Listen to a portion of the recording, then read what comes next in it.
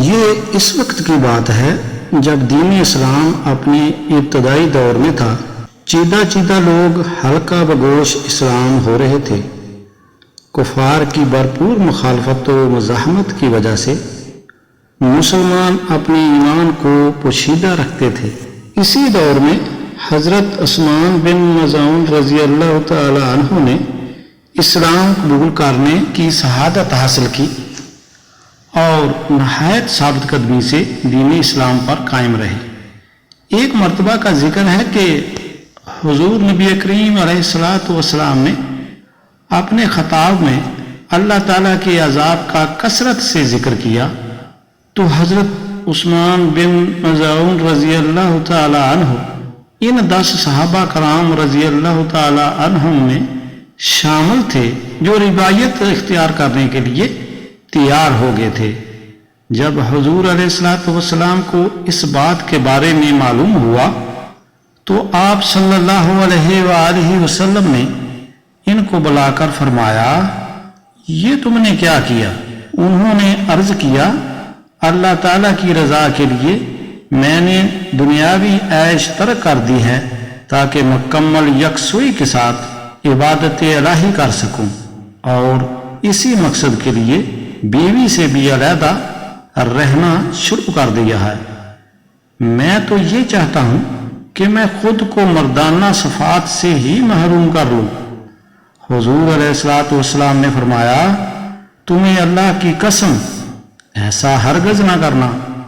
حضرت عثمان بن مظعون رضی اللہ تعالی عنہ نے آپ صلی اللہ علیہ وآلہ وسلم کے ارشاد پر عمل کیا۔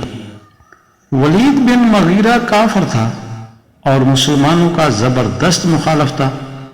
ایک مرتبہ ولید بن مغیرہ نے حضرت عثمان بن مظعون رضی اللہ تعالی عنہ کو اپنی حمایت میں رکھا اور ان کی رعایت کیا کرتا تھا تاکہ کوئی ان کو تکلیف نہ پہنچائے۔ ایک دن حضرت عثمان بن مظعون رضی اللہ تعالی عنہ کہنے لگے کہ میں مشرک کی ذمہ داری میں نہیں رہوں گا۔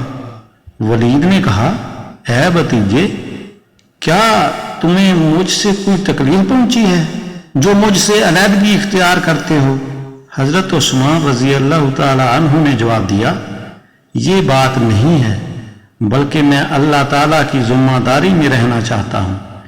اس پر ولید بن مغیرہ ان کو اپنے ساتھ لے کر مسجد حرام کی طرف آیا اور بلند آواز سے کہا، اے گروہ قریش، عثمان بن مظعون رضی اللہ تعالی عنہ میری ذمہ داری اور حمایت میں تھا، میں اس کو کسی قسم کی تکلیف نہیں پہنچنے دیتا تھا۔ اب وہ مجھ سے بیزار ہے، چنانچہ میں بھی اس سے بری الذمہ ہوتا ہوں اور اسے دنیا کی مصیبتوں کے حوالے کرتا ہوں تا وقت کہ وہ مجھ سے دوبارہ میری حمایت طلب کرے۔ اس طرح حضرت عثمان بن مظعون رضی اللہ تعالی عنہ ولید بن مغیرہ کی حمایت سے باہر نکل آئے۔ کفار پہلے ہی آپ کے شدید مخالف تھے، انہوں نے موقع غنیمت جانتے ہوئے طرح طرح سے تنگ کرنا شروع کر دیا۔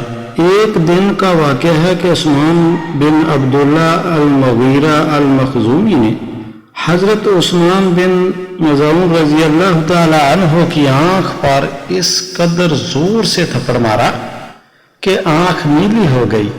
ولید بن مغیرہ نے یہ دیکھا تو کہنے لگا، اے عثمان بن مظعون رضی اللہ تعالی عنہ، تم میری حمایت سے باہر نکل کر کیسی کیسی مصیبتوں میں مبتلا ہو گئے ہو؟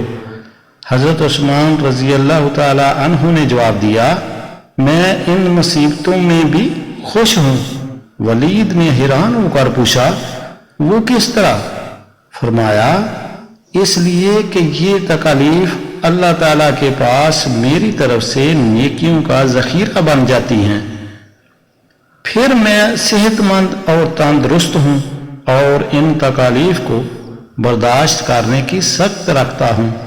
حضرت سعد بن وقاص رضی اللہ تعالی عنہ کو جب اس واقعہ کی خبر ہوئی تو آپ سیدھے عثمان بن عبداللہ المغیرہ المخزومی کے پاس گئے اور اس کے چہرے پر زبردست گوسہ مارا کہ اس کی ناک کی ہڈی ٹوٹ گئی۔ اس طرح حضرت سعد بن وقاص رضی اللہ تعالی عنہ نے اس سے حضرت عثمان بن مظعون رضی اللہ تعالی عنہ کا بدلہ لے لیا۔ حضرت عثمان بن مظعون رضی اللہ تعالی عنہ غزوہ بدر میں حاضر تھے، ہجرت مدینہ کرنے والے مسلمانوں میں شامل تھے۔ مدینہ طیبہ میں 1 سال 10 ماہ قیام کے بعد ان کا انتقال ہوا۔ مہاجرین میں سے یہ حضور نبی کریم علیہ السلام کے پہلے صحابی تھے جن کا انتقال مدینہ طیبہ میں ہوا اور جنت البقیع میں دفن کیا گیا۔ حضور نبی کریم علیہ السلام کے ان پیارے صحابی کو جب غسل و کفن دیا گیا تو حضور سرور کائنات صلی اللہ علیہ وآلہ وسلم نے بار بار ان کی پیشانی کو چوما اور چشمان اطہر سے آنسو رواں ہو گئے۔ آپ صلی اللہ علیہ وآلہ وسلم کے پاکیزہ آنسوؤں سے حضرت عثمان بن مظعون رضی اللہ تعالی عنہ کے رخسار تار ہو گئے۔ جزاک اللہ۔ ناظرین، چینل کو لازمی سبسکرائب کر دیں، اس سے حوصلہ افزائی ہوتی ہے۔